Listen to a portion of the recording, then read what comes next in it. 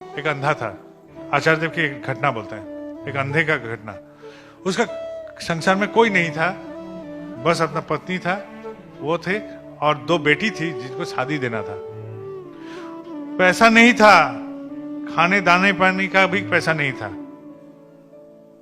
घर के पिछवाड़े में उसका पकवानी करने का एक बंदोबस्त था। वहां उसका पत्नी एक दिन जो भी मिला था उसको पका रही थी।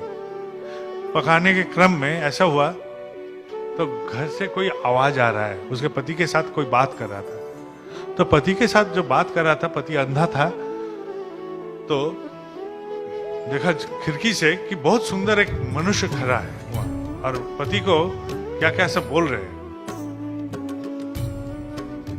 तो वहीं से एक कपड़ा का था, बोला कि आप बैठिए इस पर। बोले खिड़की से हाथ ऐसे घुसाया तो वो आदमी गायब हो गया। तो पति से पूछा कि क्या वो आदमी कौन था?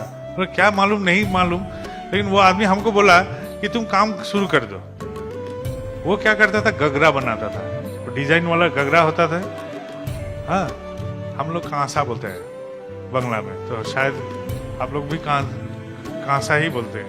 तो कांसे के गगरा बनाता था डिजाइन वाला, तो वही बनाना शुरू कर दिया। अंधा था लेकिन काम जानता था, उसी से बनाते गया, बहुत बिक्री हो गया।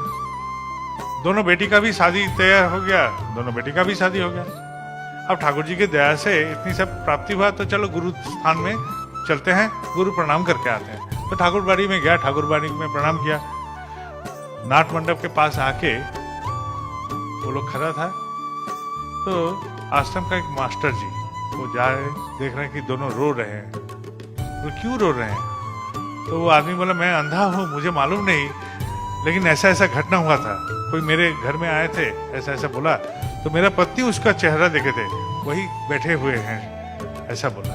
कि आचार्य देव शायद उनके घर में गए थे कि नहीं मालूम नहीं, लेकिन उनको तो एहसास हुआ कि हाँ वो गए थे। दया हुआ कि नहीं मालूम नहीं, लेकिन वो तो कर्म में संयुक्त कर दिए उन लोग को कि उन लोग का बेटी का शादी हो गया, वो लोग खुद अपने जीवन को आगे बढ़ा रहे। दया ऐसे नहीं आएंगे, दया कर्म के माध्यम से उत्थान होता है।